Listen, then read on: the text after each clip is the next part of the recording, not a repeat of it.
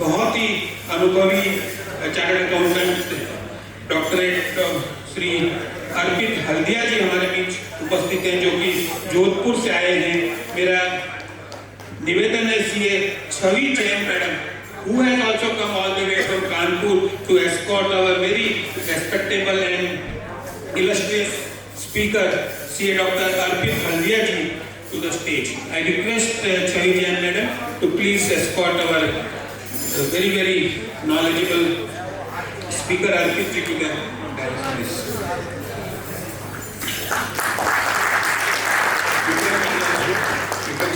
I request Chavi ma'am to felicitate our speaker with a memento. Memento. And CA Vikram Chachariya ji will felicitate Arpit Haldia ji with a photo frame. We have the photo frame? If we have it, we should be quick enough.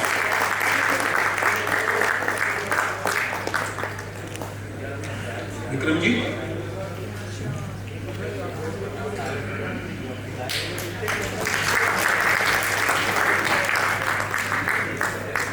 Thank you. अब मैं मेरे sentence को refresh करके कहता हूँ कि विमल जी ने जो हमें सुबह काम की बातें बताई, उसके उपरांत अमेंडमेंट तो होता है ना, but handling adjudication and first appeals, dos and don'ts, straight away the floor is with doctor Arpit Haldia ji.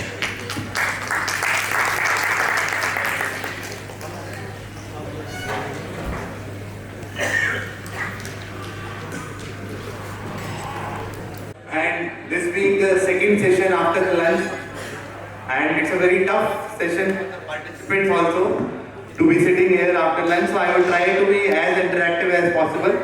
First of all, thank you to the organizers, Avinash ji, Star, and all the associations for giving me this opportunity to deliberate and share my views on the very important topic of the prerequisites and the precautions in adjudication and appeal.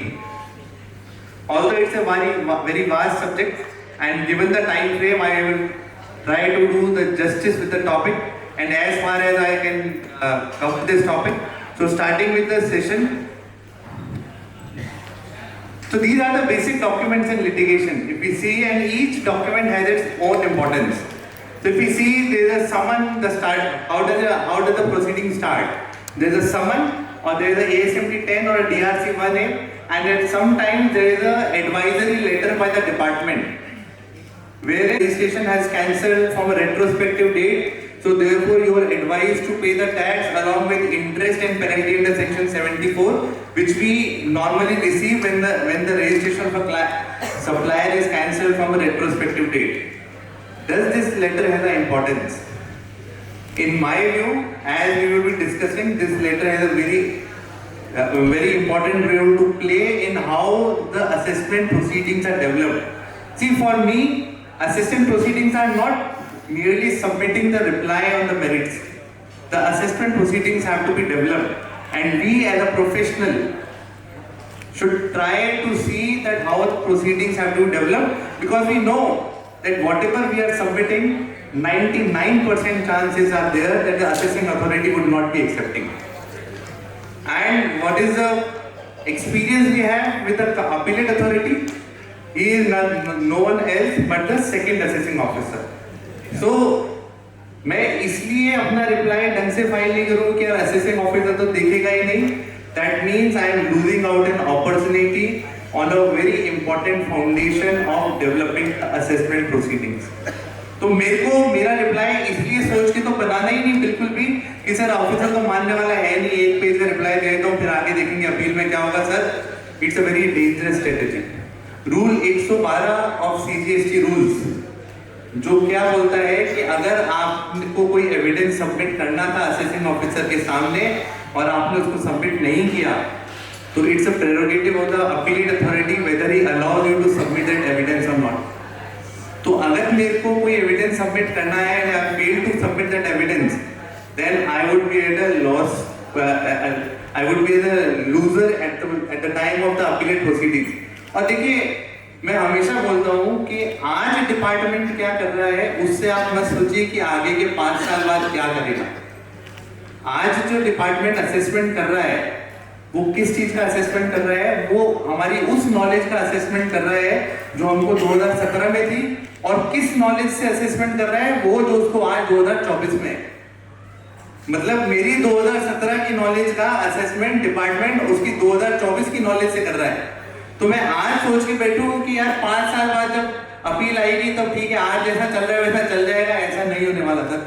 The appellate authority would also be transform in the state authorities है, जो आज की तारीख में हमें appeal level पे freely कोई भी एविडेंस सबमिट करना दे देती है। शायद 5 साल डाउन द लाइन जब इस तरह के सेशन उनके भी होंगे, जब ट्रिब्यूनल आएगा तब शायद ये पॉसिबिलिटी नहीं होगी। तो उसके बाद शो कॉज नोटिस है।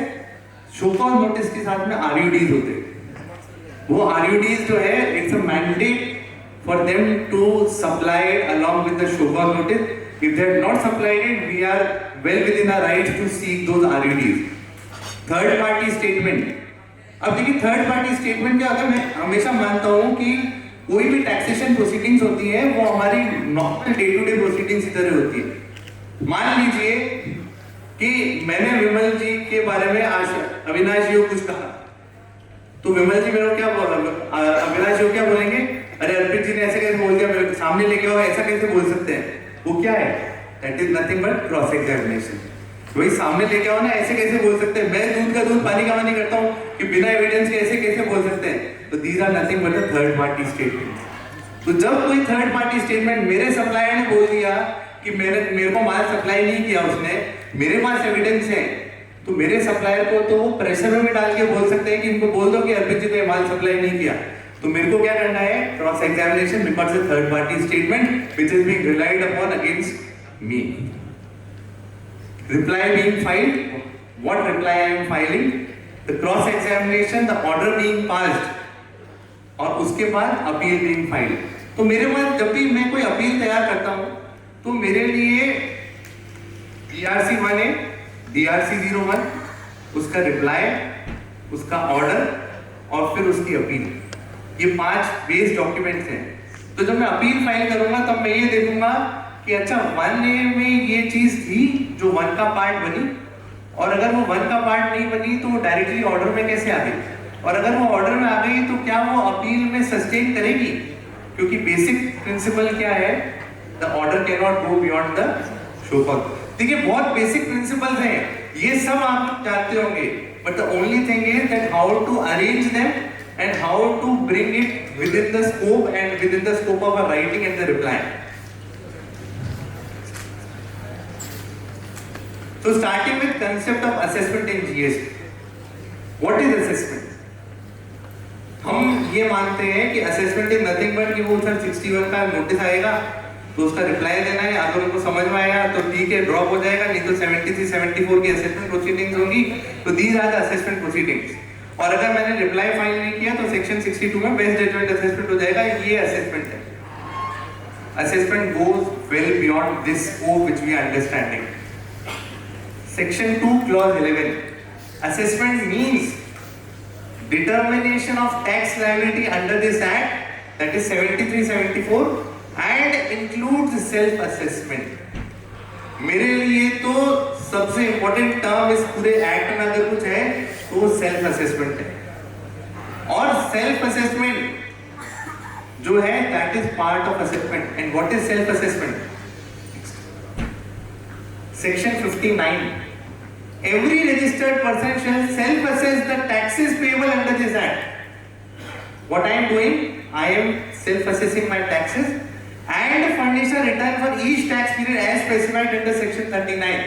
That means when I self-assess the tax and I file my return under section 39, this is the first assessment being conducted in GST. Try to understand this, that whatever you are filing in 3B is the first assessment being conducted in GST. तो मैं ये सोचूं कि 61 मेरा first assessment है, नहीं है sir.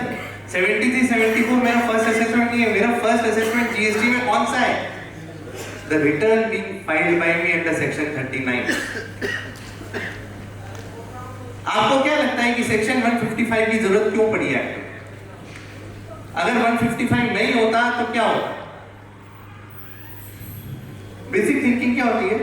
अगर कोई असेसमेंट हो गया तो उसको जो चैलेंज करने वाला है ओनस उसके ऊपर होता है ये बताने का कि आपका असेसमेंट गलत हुआ है। जैसे हमारा सेक्शन 73 का ऑर्डर पास हुआ, तो ऑर्डर में अगर मान लीजिए कमिश्नर बोलता है कि नहीं ये सेक्शन 108 में रिव्यू होगा, तो कमिश्नर बताता है ना कि भाई उस असेसमेंट में क्या गलती हुई थी। तो उसी तरह से सेक्शन 59 में जब मैंने रिटर्न फाइल कर दिया, तो अगर कोई एलिगेशन लगाता है कि आपका रिटर्न गलत है, तो ओनस किस पे है प्रूव करने का कि मैंने गलत रिटर्न फाइल किया है? डिपार्टमेंट में। तो अगर सेक्शन 155 नहीं होता तो क्या होता कि मैंने जो आईटीसी ली है उसको पहले डिपार्टमेंट को प्रूव करना पड़ता कि मैंने आईटीसी गलत ली है। पर सेक्शन 155 आने के बाद क्या हो गया कि डिपार्टमेंट को ये प्रूव नहीं करना कि मैंने आईटीसी गलत ली है, मेरे को प्रूव करना है कि मैंने आईटीसी सही ली है। तो अब इसका कॉरोलरी क्या हुआ कि अगर आईटीसी के लिए मेरे को प्रूव करना है कि मैंने आईटीसी सही ली है, तो बाकी चीजों के लिए किसको प्रूव करना है कि मैंने गलत किया है? डिपार्टमेंट को किया है सर। इसलिए शो कॉज नोटिस बहुत स्पेसिफिक होना चाहिए। मेरी आउटपुट लायबिलिटी अगर गलत है तो एचएसएन कौन सा लगना चाहिए था, टैक्स रेट कौन सी लगनी चाहिए थी, प्लेस ऑफ सप्लाई कौन सी लगनी चाहिए थी, ये मेरे को नहीं बताना है। किसको बताना है? डिपार्टमेंट को। इसीलिए सेक्शन 155 की जरूरत पड़ी। बाकी 155 की जरूरत ही क्यों थी? अगर 155 नहीं होता तो मैंने अगर आईटीसी गलत ली है तो डिपार्टमेंट प्रूव करता कि अर्पित हल्दिया ने आईटीसी गलत ली है। पर 155 होने के कारण अर्पित हल्दिया को प्रूव करना है कि आईटीसी उसकी सही है, और उधर ही ई-कॉम गिल्ड ट्रेडिंग कंपनी का सुप्रीम कोर्ट का डिसीजन आता है कि मैं कैसे प्रूव करूंगा, वो 6 चीजें देकर के। पर आईटीसी के अलावा किसके ऊपर ओनस है?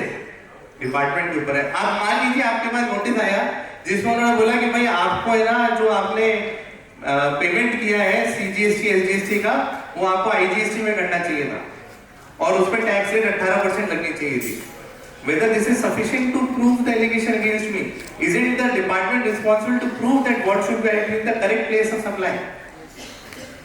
भाई आज अगर वो बोलता है कि आपको आईजीएसटी में पे करना है, तो आईजीएसटी में स्टेट भी तो बताओगे। ये तो आपका शो कॉज नोटिस बताएगा कि कौन से स्टेट का करना था। आप देखिएगा आईजीएसटी की लायबिलिटी के जितने नोटिस आते हैं, अगर गुजरात है और शो कॉज नोटिस बोल रहा है कि आईजीएसटी में आउटपुट लायबिलिटी पे करनी है, उसमें प्लेस ऑफ सप्लाई गुजरात ही लिखा हुआ है। अब आप सोचिए कि अगर मैं गुजरात में रजिस्टर्ड डीलर हूं और मेरे को आईजीएसटी पे करना है, तो मेरा प्लेस ऑफ सप्लाई गुजरात कैसे हो सकता है? It should be some other state. और वो सम अदर स्टेट तो निकालने की जहमत ही नहीं उठाते, वो उसको IGST with place of supply. हमारे पास ऐसा आईजीएसटी का 200 सीआर का नोटिस आया हुआ है जिसमें प्लेस ऑफ सप्लाई वही स्टेट है जहां पे वो डीलर रजिस्टर्ड है, और डीजीसीआई का नोटिस है। और पहला ऑब्जेक्शन यही लगा कि सर अगर मेरे को आईजीएसटी पे करना है तो आपने प्लेस ऑफ सप्लाई यूपी कैसे डाली, क्योंकि यूपी का नोटिस है तो यूपी कैसे डाले। तो जब 59 और 155 के इंपॉर्टेंस को हम समझेंगे तो हर नोटिस को देखने का नजरिया चेंज होगा।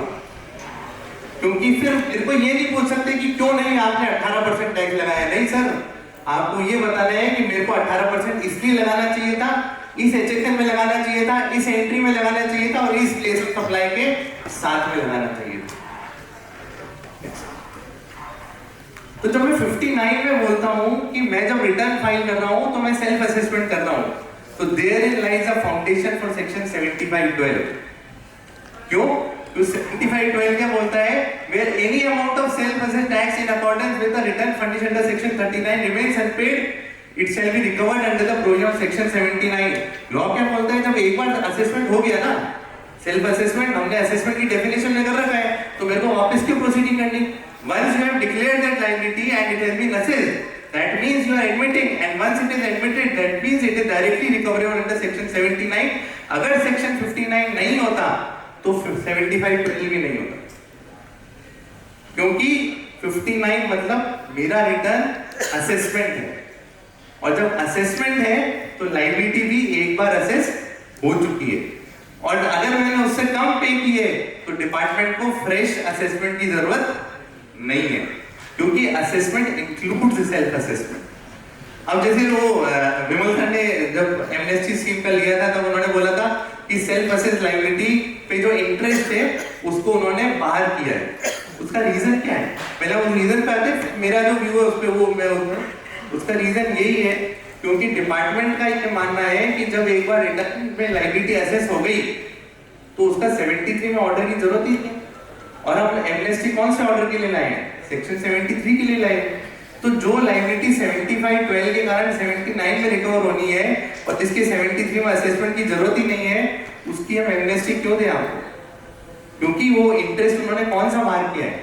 Interest on self assessed liability which was declared in the which was not paid in the return under section 39। हमारा व्यू पॉइंट ये है कि सर 75/12 का अमेंडमेंट बाद में हुआ था, एक्सप्लेनेशन बाद में डाला गया, उससे पहले तो था नहीं। हालांकि उससे मध्य प्रदेश हाई कोर्ट का डिसीजन था जब उन्होंने बोला था कि वन में जो लायबिलिटी है उसको सेल्फ असेस मान करके डायरेक्टली रिकवरी करी जा सकती है। पर अगर आपके ऑफिसर ने 73 में ऑर्डर पास कर दिया है, जो उसको करना था नहीं करना था मुझे नहीं पता, अगर उसने 73 में ऑर्डर पास कर दिया है और अगर उसका रिव्यू नहीं हुआ है और अगर उसकी क्रॉस अपील फाइल नहीं हुई है, तो the things we stand as of today is that the order has been passed under section 73 for recovery of the interest, and once an order has been passed under section 73, it may be incorrect. You should have corrected it. You should have filed a cross appeal. You should have reviewed it. But if you have not opted for that, then I cannot be denied for the error committed by the officer, because when I commit the error, I am made to pay for it. मेरा ये प्राण मन अगर 27 दिसंबर की जगह 28 दिसंबर को गया था तो मैं मेरिट पे चाहे दुनिया में सबसे स्ट्रॉन्ग आदमी था, मेरे को 5 साल रुकना पड़ा था। सुप्रीम कोर्ट का ऑर्डर आया, मेरे पैसे का आधा हो गया, तब मेरे को क्रेडिट जाके मिली है। उससे पहले आपने मेरे को प्रोसीजर एरर होते हुए भी क्रेडिट नहीं दी थी। तो अगर डिपार्टमेंट ने प्रोसीजर एरर कमिट किया है, they should be made to pay for it. I cannot be made to pay for it just by merely citing a circular in question number 4 that the interest on self-assessed liability is not allowed under benefit is not allowed under section 128A. Next. So how section 73 and 73 की GST की साथ एक बहुत अच्छी बात है। Income tax act में जब मैं चार्टर्ड अकाउंटेंट बना था 2002 में, तो उसको लगे हुए 41 साल हो चुके थे। मेरे को नहीं पता था कि 1961 से लेकर के 2002 तक वो इनकम टैक्स एक्ट कैसे इवॉल्व हुआ। जब हमने इंस्टीट्यूट का ट्रेनिंग प्रोग्राम अटेंड किया था कि भाई आप जब जीएसटी पे बोलने जाएंगे तो आपको इंस्टीट्यूट पहले ट्रेन करेगा, तो हमको सबसे अच्छी जो चीज मेरे को बताई गई थी, जो मैं हमेशा याद है, कि मेरे को 2017 से लेके 2024 तक जीएसटी में जितने अमेंडमेंट हुए उन सब का रीजन चाहूं तो ढूंढ करके निकाल के पढ़ सकता हूं। क्यों? क्योंकि मेरे पास जीएसटी काउंसिल मीटिंग का एजेंडा भी है और मिनट्स भी है, और हर एजेंडा हर अमेंडमेंट के पीछे का रीजन भी है। और जब रीजन पता होता है ना सर, तो लॉ की अंडरस्टैंडिंग नेक्स्ट लेवल पे होती है। अगर आज जैसे विमल सर ने बताया था कि एंड को और किया गया, तो आज की तारीख में हम सबको पता है कि रीजन क्या था। तो मेरे को आज से 15 साल बाद भी कोई बोलेगा ना कि यार ये अमेंडमेंट क्यों हुआ था, तो मैं उसका रीजन बता सकता हूँ, उसके रिपरकशन बता सकता हूँ, उसके इम्प्लीकेशन बता सकता हूँ। तो उसी तरह से जब हम जीएसटी पढ़ते हैं, तो हम अगर जो जो अमेंडमेंट हुए हैं उनके पीछे का रीजन देखेंगे तो उसका इम्प्लीकेशन और उसका इम्पैक्ट क्या है हमको सब समझ में आएगा। तो जब ये क्वेरी आती है कि सर सेक्शन 73 से पहले सेक्शन 61 मैंडेटरी है या नहीं है, तो ये देखिए 5th जीएसटी काउंसिल मीटिंग में जो आज की तारीख में सेक्शन 73 पढ़ रहे हैं, अगर मैंने जो अंडरलाइन विद रेड किया हुआ है उसको हम छोड़ देते हैं, तो पहले प्रपोज सेक्शन 73 क्या था? Where any tax has not been paid or short paid or advancely refunded or where ITC has been wrongly availed or utilised. इस तरह से सेक्शन 73 को फ्रेम किया गया था। 5th जीएसटी काउंसिल मीटिंग के एजेंडा में बोला गया कि सर अगर इस तरह से सेक्शन को फ्रेम करेंगे तो वो प्रोसेस तो आएगा ही नहीं कि उसको कैसे पता चला कि टैक्स नॉट पेड है कि शॉर्ट पेड है कि आईटीसी रॉन्गली अवेल्ड है कि यूटिलाइज्ड है। तो उन्होंने क्या बोला? As per the present provision in section 67(1) the proper officer shall have to first establish the mentioned criteria before giving notice. However section 67 उस समय 73 को 67 करा हुआ था, doesn't provide the due process for coming to the decision that such criteria exist it is proposed to amend the said section so as to provide for the said process. और उसके बाद ये जो where it appears to the proper officer जो है ये word insert किए गए ताकि वो प्रोसेस आ सके। तो जब उन्होंने where it appears को इंसर्ट किया तब उन्होंने ये नहीं डाला था कि where it appears after the proceeding under section 61। तो where it appears एक बहुत ब्रॉड टर्मिनोलॉजी है जिसमें 61 भी कवर्ड है, 70 भी कवर्ड है, 71 भी कवर्ड है, 67 भी कवर्ड है, third party information, third party statement, सब तरह के प्रोसेस उसमें कवर्ड है।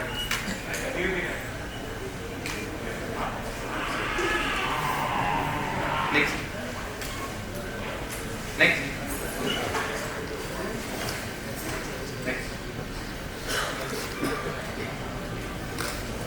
तो देखिए अभी जो वर्ड है, अभी अगर हम देखते हैं सेक्शन 74 को, तो उसमें देखिए मैं वही बोलता हूँ ना कि जब हम एक्ट को पढ़ते हैं तो जो नया अमेंडमेंट आता है, जो पुराना अमेंडमेंट आता है, उसको हम पढ़ते हैं तो उसको पता चलता है कि इसका रीजन क्या था।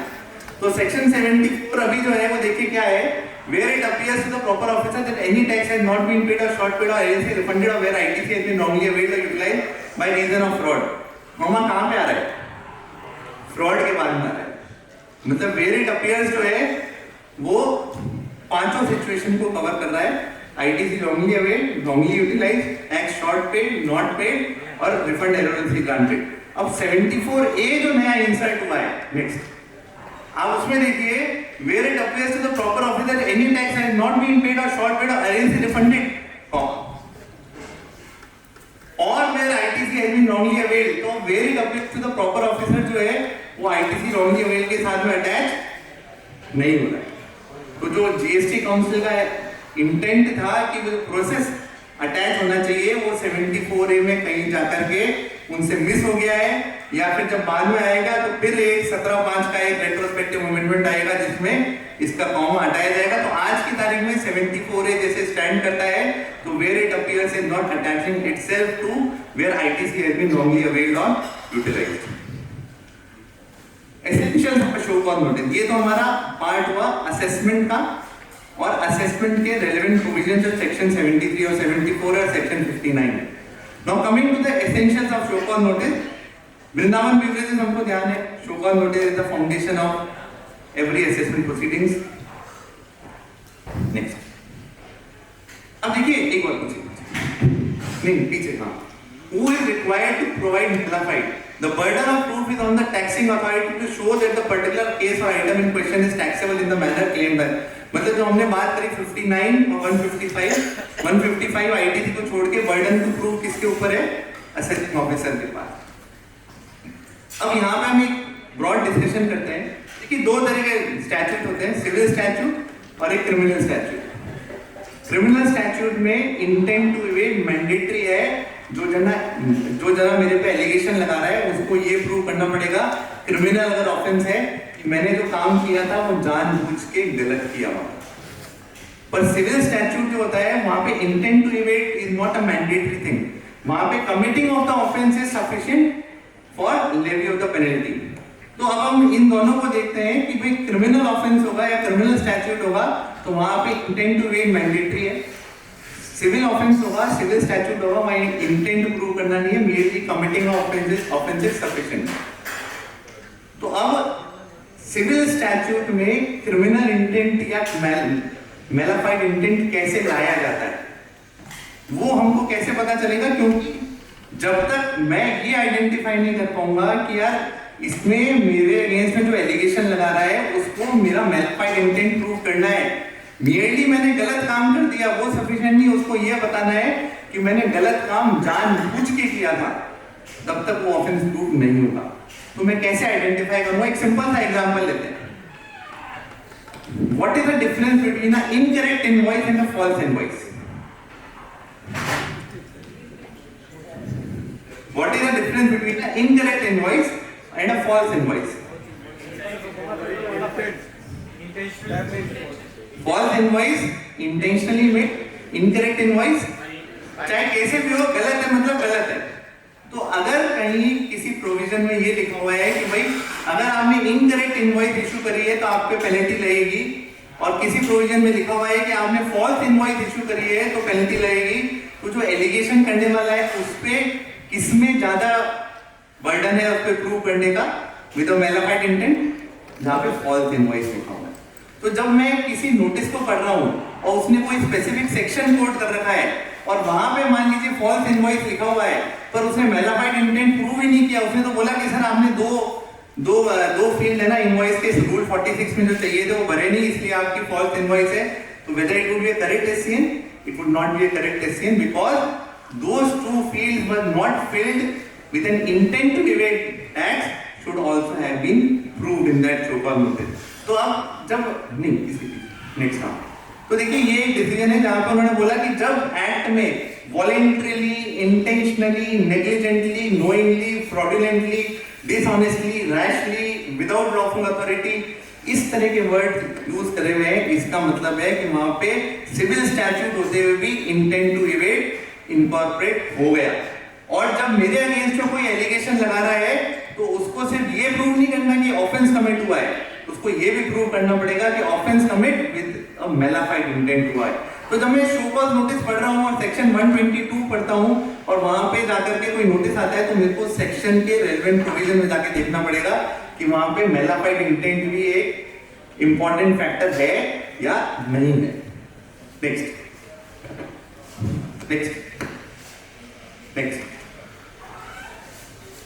अब आते हैं, ये तो हुआ कि जब मैं नोटिस पढ़ रहा हूं तो मेलाफाइड इंटेंट उसमें है या नहीं है, मैं कैसे आइडेंटिफाई करूंगा। अब आता है कि लेइंग सबसे पहला बेसिक चीज, the show cause notice should clearly provide the relevant provision which had not been complied by me. इधर नेक्स्ट क्लियर है शानी। देखिए दो मैंने इंस्टेंस लिए, बहुत कॉमन नोटिस आते हैं हमारे पास, मैंने कोई बहुत टेक्निकल चीज नहीं की है।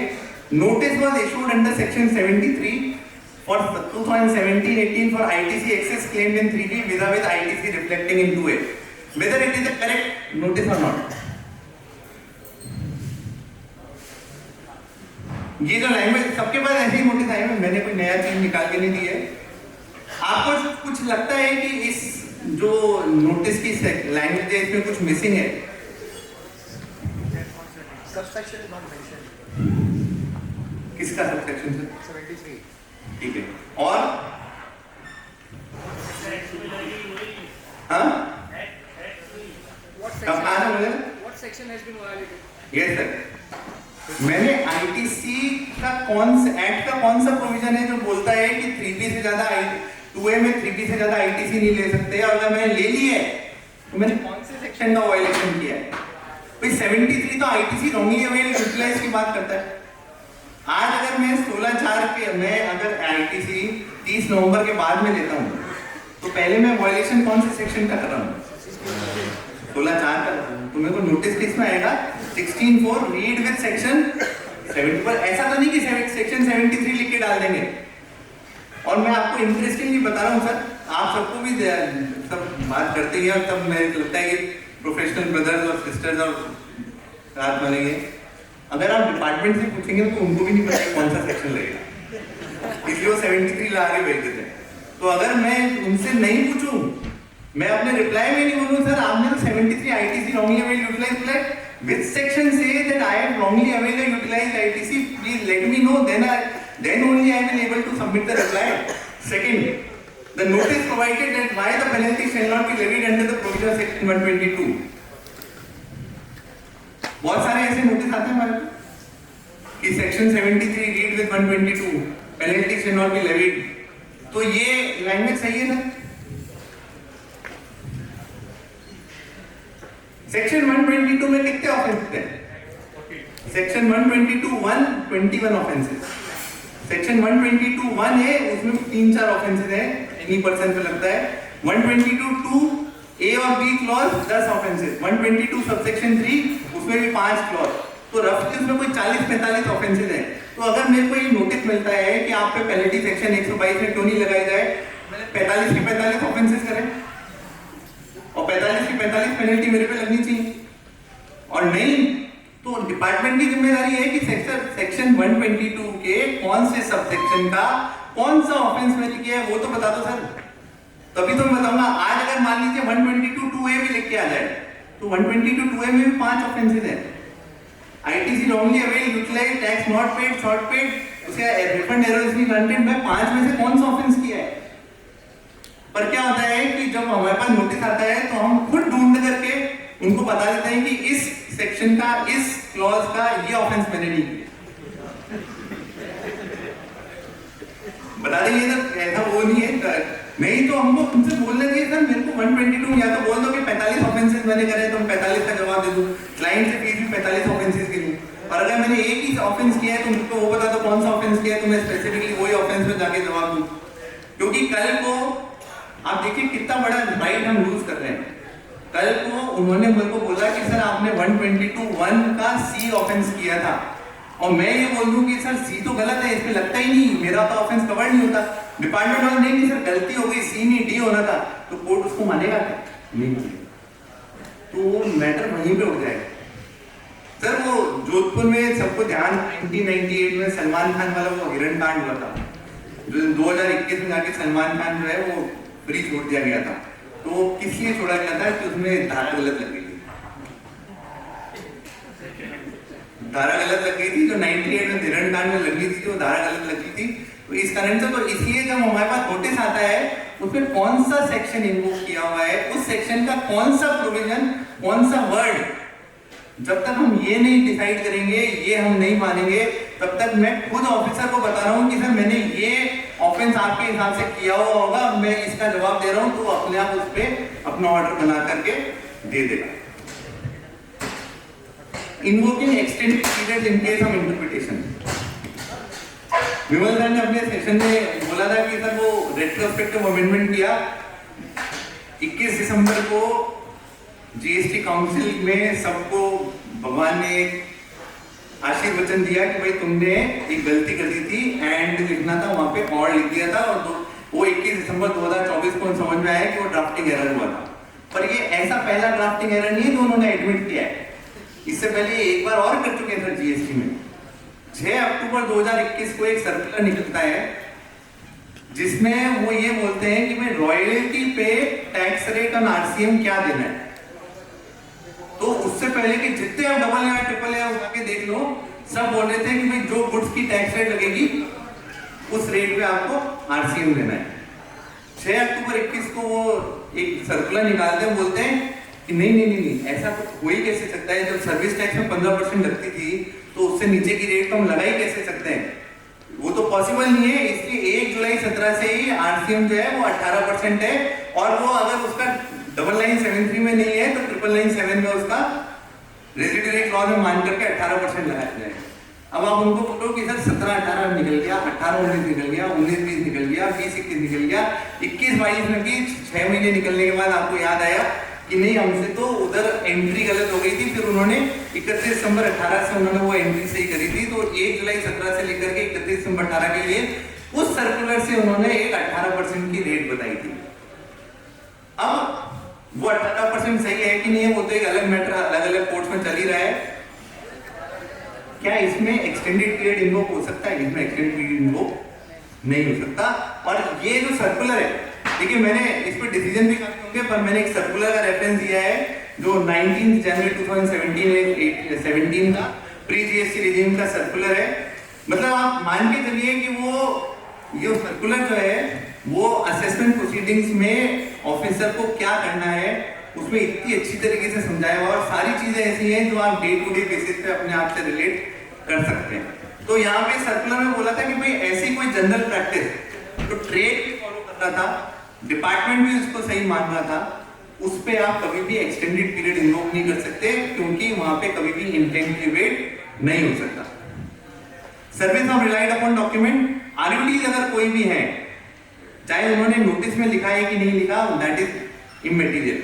अगर आरयूडी कोई भी है तो आपका ये राइट है कि आप उसको आरयूडी को मांग सकते हैं, और जैसे ही एससीएन आता है तो पहले एक लिस्ट ऑफ आरयूडी बनाइए और वो देखिए कि उसके साथ में है या नहीं है, और अगर उसके साथ में नहीं है तो make it a point that a letter has to be submitted, and in case the officer does not supply you RUD, that is the best thing you can ever hope for.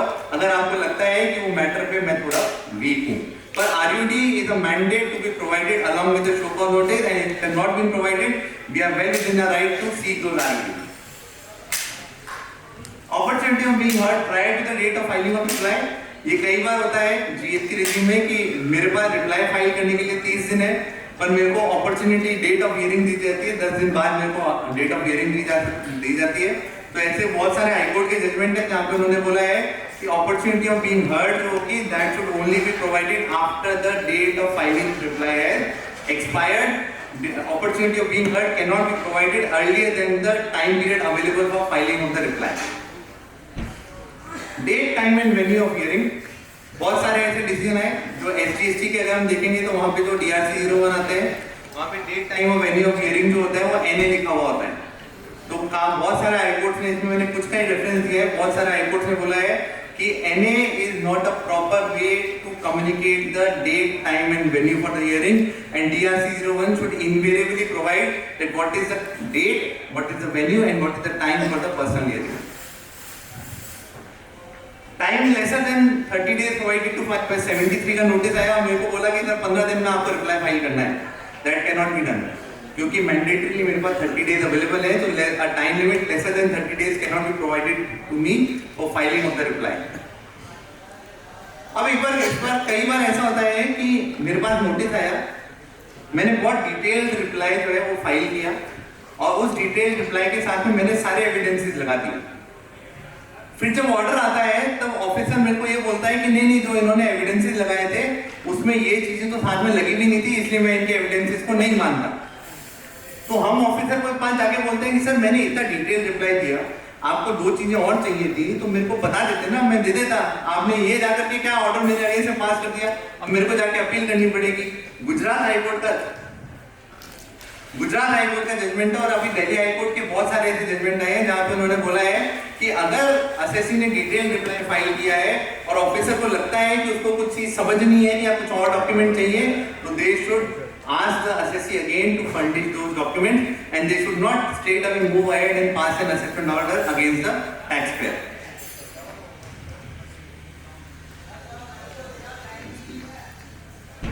Validity of unsigned order, अगर unsigned order है तो it is not a valid order। देखिए बहुत common सी चीजें हैं, पर जब तक हम इसको एक लिस्ट बना करके, होना क्या चाहिए कि हमारे पास एक नोटिस आया, हमारे पास एक चेकलिस्ट बनी हुई है, उसमें ये बेसिक चीजें लिखी हुई है और हमने उस चेकलिस्ट से इन बेसिक चीजों को चेक किया, भाई साइंड है कितनी है, टाइम लिमिट क्या दिया हुआ है, अपॉर्चुनिटी बीइंग हर्ड क्या है, टाइम और प्लेस क्या है, क्या ऑफिसर ने आरयूडी दिए कि नहीं दिए। अगर हम इस तरह से चेकलिस्ट बना लेंगे तो हम कहीं पे भी मिस आउट नहीं करेंगे। मैंने अपने प्रेजेंटेशन में वो एक चेकलिस्ट जो है अपील के लिए वो साथ में दी है। मैं हालांकि टाइम की शॉर्टेज है इसलिए मैं उसको डिस्कस नहीं कर पाऊंगा, पर as and when the presentation would be shared, we don't have as and when presentation would be shared, the participants can see that checklist. अब देखिए mode of communication of order, ये सबसे इंटरेस्टिंग चीज है। आप सब क्या मानते हैं कि कोई भी कम्युनिकेशन जीएसटी में कैसे होना चाहिए? फिजिकली होना चाहिए। नहीं, फिजिकली तो हम चाहते हैं, आप कॉमन इंटेंशन है भाई, नॉर्मल इंटेंशन ये है कि भाई वो पोर्टल से होना चाहिए, ऑनलाइन होना चाहिए। पर अगर आप एक्ट को रूल्स को अलग अलग पढ़ेंगे तो आप देखेंगे उसमें 10 मेथड दे रखे हैं और अलग अलग रूल में अलग अलग मेथड दे रखा है नोटिस या ऑर्डर सर्व करने के लिए। आप देखिए रूल 8 सपोर्ट 5 वो क्या बोलता है, relevant provision providing the communication shall be issued electronically.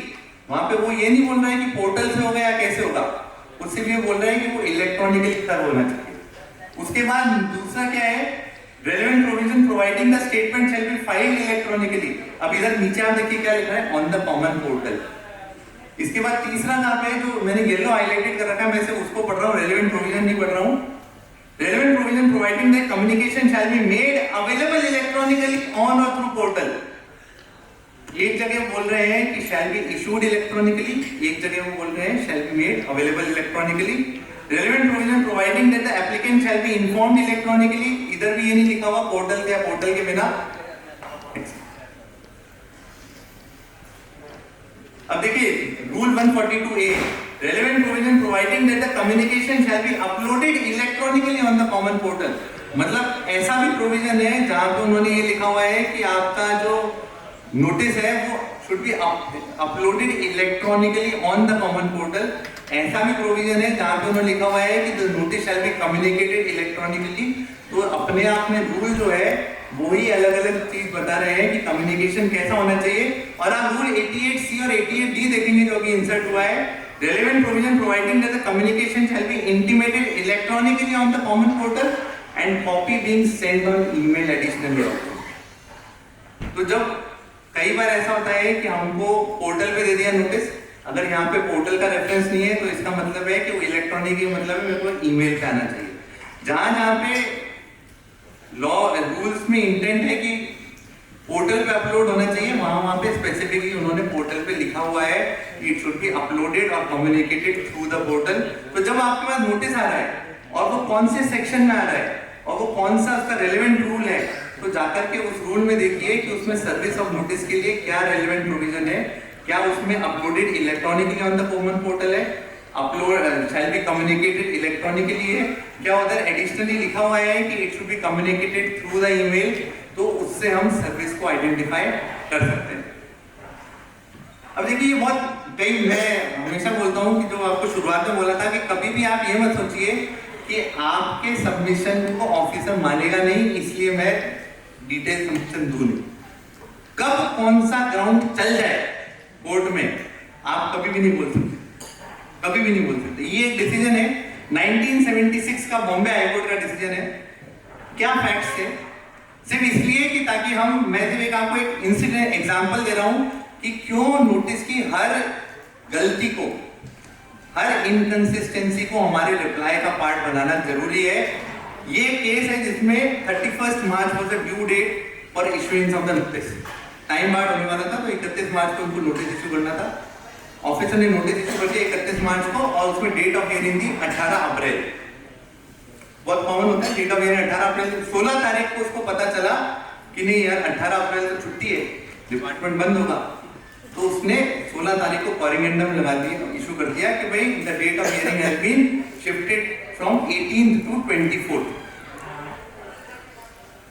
SSC ने वही पॉइंट को चैलेंज किया कि sir date of hearing is an integral part of the notice and if they have amended that date that means the notice should be treated to have been issued on that date when the correct date was mentioned, so therefore it should be treated that the notice has been issued on 16th of April, and since it has been issued on 16th of April and the last date was on 31st of March, therefore the notice and the proceedings are time barred। तो matter court में गया तो department ने बोला sir गलती हो गई, date ही तो गलत लिखी थी, तो 16 तारीख हमने बोल दिया कि 24 को आ जाना, प्रिंसिपल ऑफ नेचुरल जस्टिस से फॉलो हो गया। तो कोर्ट ने स्पेसिफिकली अपने डिसीजन में लिखा है कि इसका मतलब तो ये है कि आप नोटिस में 35 जनवरी लिख दो और फिर 35 जनवरी लिख करके बोल देना सर गलती हो गई, हमने डेट का ध्यान नहीं दिया। तो उन्होंने बोला कि डेट ऑफ हियरिंग जो है वो मैंडेटरी पार्ट है आपके नोटिस का, and if you have mentioned it incorrectly and if you have tried to amend it then the notice should have been treated on the amended date, and if the notice are if the proceedings are time barred by that date the proceedings cannot be initiated। 1976 का order है और इसके बाद इसको supreme court में challenge नहीं किया गया। मैं ये नहीं बोल रहा कि हमको फेवर मिलेगा, पर मैं सिर्फ ये बोल रहा हूँ कि इसीलिए हर छोटी चीज को अपने सबमिशन का पार्ट बनाना हमारे लिए जरूरी है। Filing of reply, Calcutta high court का ये डिसीजन है और उन्होंने क्या बोला, since the issue have not been thoroughly adjudicated either by the adjudicating authority or by the appellate authority, therefore matter is remanded back to consider all the issues in a holistic manner and take note of the ratio decidendi which can be culled out in various decisions which have been relied by the appellant, more particularly decisions which have been rendered during the service tax regime। Calcutta high court का GST regime का judgement है। मेरे को इस पे highlight इसलिए करना था कि हम कई इश्यूज ऐसे होते हैं जिनमें हम जीएसटी रेजिम में जजमेंट ढूंढते हैं और जीएसटी रेजिम में हमको जजमेंट नहीं मिलते क्योंकि अभी तक ट्रिब्यूनल बना नहीं या हाईकोर्ट में मैटर पहुंचा नहीं। तो जो सर्विस टैक्स की रेजिम की जजमेंट है वो डन एंड डस्टेड नहीं है, उनका भी रेशियो डेसिडेंडी है। कलकत्ता हाईकोर्ट ने रिफंड के मैटर में रेशियो डेसिडेंडी करते हुए उसके जो सर्विस टैक्स रेजिम के जो जजमेंट को रिलाई अपॉन किया था उस पर उन्होंने बोला कि भाई ऑफिसर ने उसको क्यों नहीं कंसिडर किया। अब उस पे आते हैं रेशियो डेसिडेंडी पे आते हैं। उससे पहले जो मैंने बोला ना कि पुराने रेजिम के जजमेंट है वो आज भी उतने इंपॉर्टेंट है अगर वो पेरीमेट्री आए तो दो चीजों को कंपेयर कराऊंगा आपको, सेक्शन 11 है और central excise act and section 73 और सीजीएसटी एक्ट, सिर्फ दो चीजों को कंपेयर करूंगा। ये मैंने रेड हाईलाइट करा हुआ है। रेड हाईलाइट क्या करा हुआ है? एनी विलफुल मिसस्टेटमेंट और सपरेशन ऑफ फैक्ट्स। ये 11A में भी था और सेक्शन 73 में भी था। क्या आपको इसमें कोई डिफरेंस दिखता है? willful misstatement dash between willful and misstatement cosmic diagram का सुप्रीम कोर्ट का डिसीजन था प्री जीएसटी रेजिम का, जहां पे उन्होंने बोला था कि जो वर्ड विलफुल है it is attaching itself to misstatement and separation क्या हम वही जजमेंट यहाँ पे लगा सकते हैं? no जीएसटी रेजिम में लगा सकते हैं, क्योंकि अब विलफुल और मिसस्टेटमेंट के बीच में क्या आ गया? डैश आ गया। तो विलफुल अब किसके साथ जुड़ा हुआ है? सिर्फ मिसस्टेटमेंट के साथ जुड़ा। अब इसी को सेक्शन 73 और सेक्शन 122 ऑफ जीएसटी एक्ट, हम बोलते हैं ना, कई बार हमारे पास नोटिस आते हैं, कई बार क्या हमारे आते हैं 73 रीड विद 122A, और बोलते हैं कि नहीं सर 73 के साथ 122A नहीं लगाएंगे तो पेनल्टी कैसे लगेगी? 122 73 और 122(2)A आपको कोई डिफरेंस दिखता है? बिल्कुल अभी स्टेटमेंट अलग अलग। अब फिर वो डैश गायब है। जिस प्रोविजन को वो सेम बोल रहे हैं जीएसटी एक्ट में 73 और 122(2)A को, उसमें ही वो डैश गायब है। उधर बिल्कुल डैश मिसस्टेटमेंट है, यहाँ पे बिल्कुल मिसस्टेटमेंट है बिना डैश के। तो यहाँ पे तो बिल्कुल मिसस्टेटमेंट और सेपरेशन दोनों के साथ अटैच हो रहा है, पर वहां पे बिल्कुल किसके साथ अटैच हो रहा है? मिसस्टेटमेंट के साथ। तो बहुत छोटी, हम कई बार बोलते हैं कि एक्ट में अमेंडमेंट होते हैं वो ऐसे ही हो जाते हैं। तो देखिए 73 में मेरे को जो लगता है जो डैश प्लेस किया गया वो कॉस्मिक डायग्राम को नेगेट करने के लिए किया गया, पर वो करते करते शायद 122 पहुंचते पहुंचते वो भूल गए, तो उधर डैश लगाना रह गया। पर मेरे अकॉर्डिंग 73 और 122(2)A are separate offences and 122(2)A is not required to be used along with 73, क्योंकि 73 में अपने आप में क्वांटिफिकेशन दे रखा है, 122(2)A में अपने आप में क्वांटिफिकेशन दे रखा है। और अगर आप देखेंगे 74 में क्वांटिफिकेशन क्या है? इक्वल टू टैक्स का है। 122(2)B में क्वांटिफिकेशन क्या है? इक्वल टू टैक्स या 10,000 व्हिचएवर इज हायर। तीसरा, फिर डिपार्टमेंट ने पूछा है 122(2)A लगेगा कहां पे? जब आप बोल रहे हो कि 73 74 के साथ नहीं लगेगा तो लगेगा वहां पे। तो मद्रास हाईकोर्ट का जजमेंट है, हालांकि डायरेक्टली कमेंट नहीं करता, पर उन्होंने बोला है, मान लीजिए सेक्शन 62 में ऑर्डर पास हुआ, non filing of return, it is non payment of tax. पर क्या 62 में अपने आप में पेनल्टी है? नहीं है। तो पेनल्टी फ्री कहां पे जाके लगेगी? 122(2)A में। तो 122(2)A का इसलिए रेफरेंस नहीं है कि उसको 73 74 के साथ पिछले को बनाना है। 75 13 का तो यूज ही खत्म कर दोगे फिर आप। 75 13 क्या बोलता है? Where any penalty has been levied under 73 74, no penalty for same offence can be levied under any other provision of that. तो 75 13 रिडंडेंट हो गया। इंटरप्रिटेशन का एरर है sir. 122(2)A 2B stand alone provisions है, they are not required to be used along with 73 74। अब देखिए perimeter, क्योंकि देखिए आज मैं रेशियो डिसिडेंडी भी लेके आऊंगा, तो मेरे को ये भी तो देखना पड़ेगा कि वो एक्ट जो है पेरीमीटर है कि नहीं है, मतलब पेरीमीटर सेम सब्जेक्ट पे एप्लीकेबल हो रहे हैं कि नहीं हो रहे। तो दिल्ली हाई कोर्ट का एक छोटा सा डिसीजन है, हालांकि इस पे 2 घंटे का सेशन हो सकता है। उन्होंने क्या बोला? Other acts which deal with the same subject matter on the same lines are pari materia. तो अब मैं सेक्शन 11A और सेक्शन 73 को पेरीमीटर बोल सकता हूं? नहीं बोल सकता, क्योंकि वहां पे लैंग्वेज चेंज हो गई। अच्छा, ऐसे एग्जांपल देता हूं 16(2)B। 16(2)B क्या बोलता है? द गुड्स और सर्विसेज शुड बी रिसीव्ड। अगर आप इसी को सेंट्रल एक्साइज रूल्स में देखेंगे तो वहां पे क्या लिखा था? Should be received at factory premises. तो अब वो जो सर्कुलर इन्होंने अभी निकाला है वो तो सर पहले से ही क्लियर था, हमारे इंस्टीट्यूट का पब्लिकेशन है, गाइडेंस है, जो इंस्टीट्यूट का बीजीएम आता है उसमें लिखा हुआ है कि जो वर्ड रिसीव है 16(2)B में इट इंक्लूड्स कंस्ट्रक्टेड डिलीवरी। तो वो चीज तो 1 जुलाई 17 से क्लियर थी। और अगर मैं उसका पेरीमीटर जो similar provision central excise rules में देखूं, तो अगर उनको मेरे बिजनेस प्लेस कोई डिलीवरी माननी थी तो लिख देते ना कि गुड्स 16(2)B में the goods should be received at my principal place of business or my place of business. तो मेरे को ये भी देखना है कि क्या वो पेरीमीटर है या नहीं है। अब देखिए अपन जजमेंट ढूंढते हैं जीएसटी रेजिम में।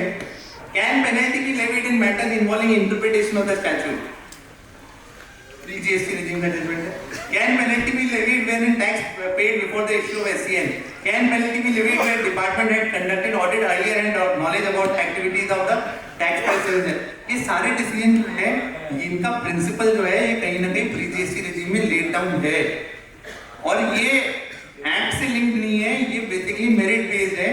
तो अगर हम उनको भी रेफर करेंगे तो कहीं ना कहीं हमको वो जजमेंट मिल जाएंगे जो हम जीएसटी रेजिम में ढूंढने की कोशिश कर रहे हैं।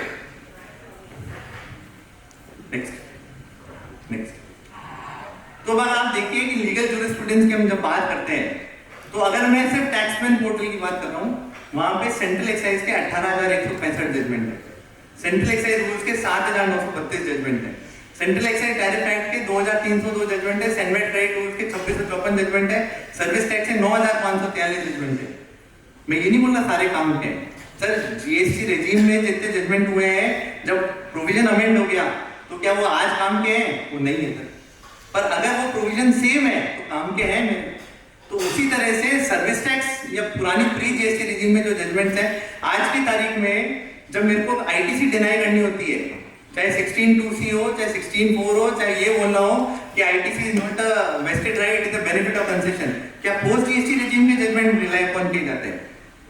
कौन सी रेजिम के जजमेंट रिलाई अपॉन किए जाते हैं? Pre GST. तो जब डिपार्टमेंट अपने बेनिफिट के लिए प्री जीएसटी रेजिम के जजमेंट यूज करता है, तो मैं क्यों नहीं थोड़ी सी रिसर्च करके उनको निकाल करके मेरे लिए यूज करना सीखूं? जब तक वो जूरिस्प्रूडेंस जीएसटी में डेवलप होगी, जब ट्रिब्यूनल बन जाएगी, तब तो बहुत सारे मिल जाएंगे।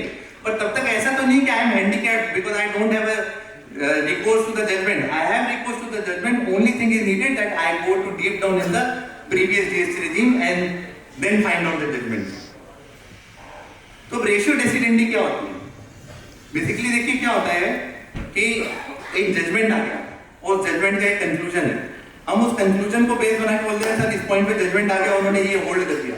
Weather it is a ratio decidendi. Ratio decidendi क्या है कि जो चीज ले डाउन करी है, now it becomes a binding precedent. Now whatever has been decided has to be followed. तो रेशियो डेसिडेंडी के लिए सुप्रीम कोर्ट का 1979 का जजमेंट है, जहां पर उन्होंने बोला कि किसी भी जजमेंट के 3 पार्ट होते हैं।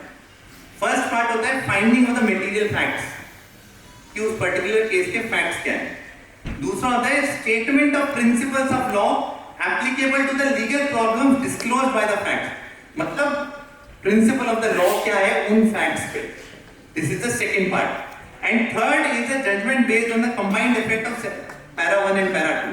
तो 3 पार्ट है जजमेंट के, फैक्ट, दूसरा लीगल प्रिंसिपल्स उन फैक्ट्स में, और तीसरा उसका कंक्लूजन।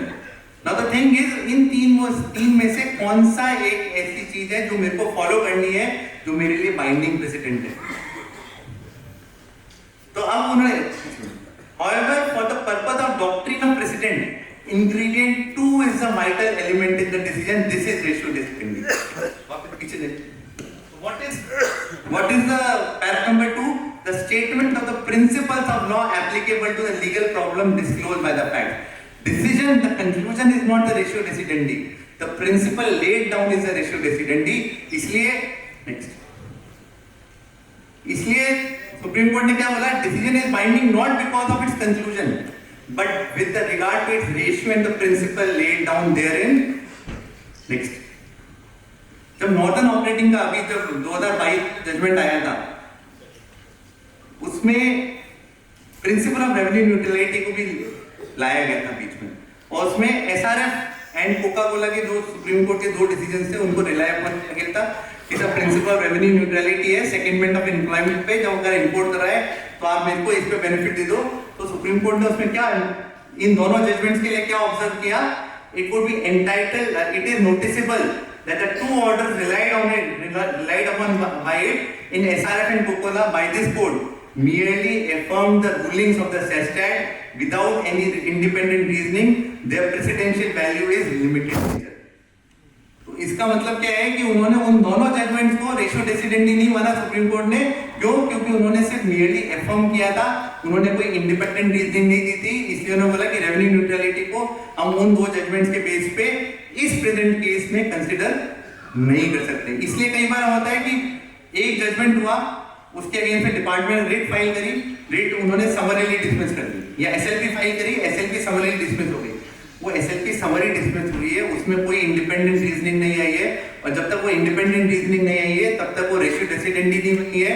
इसलिए हम ये बोलें कि सुप्रीम कोर्ट का सर वो एसएलपी डिसमिस हो गई इसलिए रेशियो डेसिडेंडी हो गया, that is incorrect because there is no independent reasoning there. तो ये बेसिकली मैंने ये कहा कि भाई जब हम रिप्लाई बना रहे हैं तो जो केस को रिलाई अपॉन कर रहे हैं, पहली चीज तो केस एबेंडेंट है, और वो एबेंडेंट केस जो है उनमें से हमको रेशियो डेसिडेंटी निकाल करके अपने रिप्लाई का पार्ट बनाना है।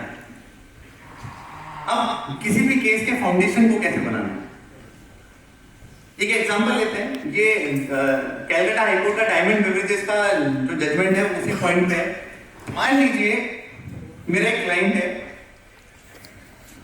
उसने कोई गुड्स खरीदे थे, उसका सप्लायर का रजिस्ट्रेशन जो है वो रेट्रोस्पेक्टिव डेट से कैंसिल हो गया। बहुत कॉमन चीज है कि सप्लायर का रजिस्ट्रेशन जो है वो रेट्रोस्पेक्टिव डेट से कैंसिल हो गया। डिपार्टमेंट ने एक लेटर इशू किया, since the registration has been cancelled with the retrospective date, therefore the credit being claimed by you has been sought to be denied. अब मेरे को जब वो लेटर मिला तो देखिए यहाँ पे जो रेट्रोस्पेक्टिव कैंसिलेशन है वो बहुत सारे कारण से हो सकता है।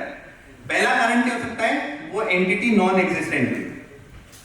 दूसरा कारण क्या हो सकता है कि वो एंटिटी तो एग्जिस्टेंट थी पर उसका जो इनवॉइस था उसके पीछे कोई अंडरलाइन सप्लाई नहीं थी, तो आपको सिर्फ बिल बेचा गया था, उसके साथ में कोई माल नहीं था। तीसरा होता है कि उसने टैक्स तो पे कर दिया पर फिर भी उसको ऑफिसर ने रेट्रोस्पेक्टिव डेट से कैंसिल कर दिया। तो एक चीज ये होता है कि अगर वो एंटिटी नॉन एग्जिस्टेंट थी और मेरे पास सारे एविडेंस हैं तो क्या वो आईटीसी मेरे को डिनाई हो सकती है, क्योंकि there is a difference between a entity being found non existent and a supply being invoice being issued without any underlying supply. तो दोनों में डिफरेंस है। तो जब मेरे पास लेटर आता है, वो लेटर जो है वो मेरे लिए फाउंडेशन का काम करेगा। मेरे को सबसे पहले उसमें क्या बोलना है, मेरे को सबसे पहले मेरे को मेरा बर्डन टू प्रूफ डिस्चार्ज करना है सेक्शन 155 का। क्या बोलना है, सर मेरी इनवॉइस लगा रहा हूँ, ये ट्रांसपोर्ट के प्रूफ लगा रहा हूँ, ये पेमेंट प्रूफ लगा रहा हूँ, ये फ्रेट पेमेंट की डिटेल लगा रहा हूँ, तो मेरा बर्डन टू प्रूफ खत्म हो गया। अब मैं आपसे जो डॉक्यूमेंट मांग रहा हूँ अगर आपके रिकॉर्ड पे अवेलेबल है तो आप मेरे को दीजिए, और नहीं अवेलेबल है तो आप मंगवाइए। क्या क्या डॉक्यूमेंट मांगूंगा, नेक्स्ट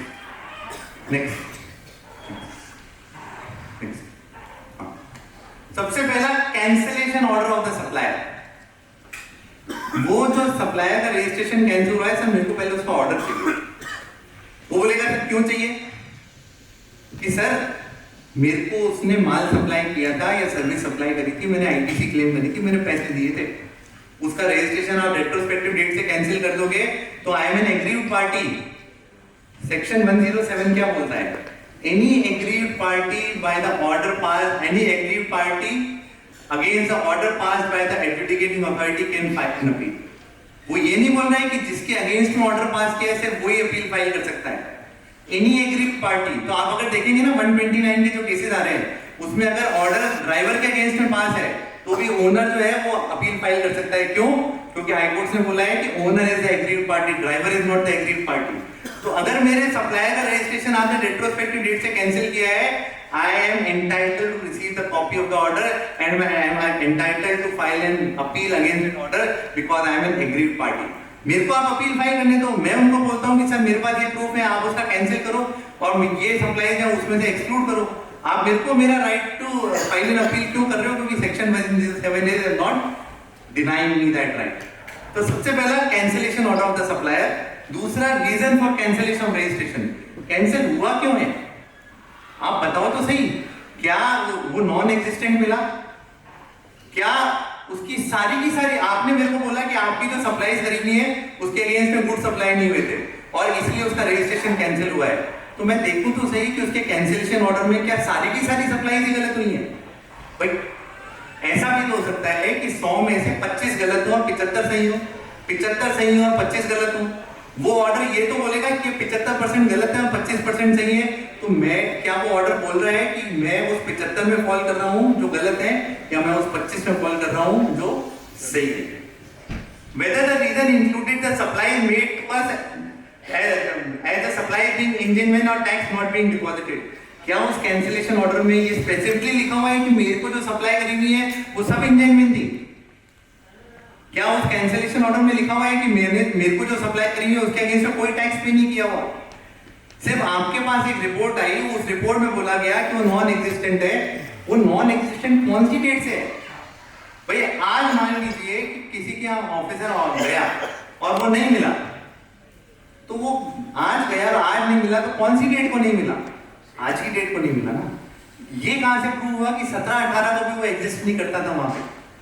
डिपार्टमेंट को ये समझना पड़ेगा कि जब 17-18 का मैटर है और विजिट आज हो रही है, उस 17-18 के बीच में 3 कोविड की वेव आ चुकी है, कई लोग की डेथ हो चुकी है, कई लोगों का बिजनेस बंद हो चुका है, कई लोग अपने काम को शिफ्ट कर चुके हैं।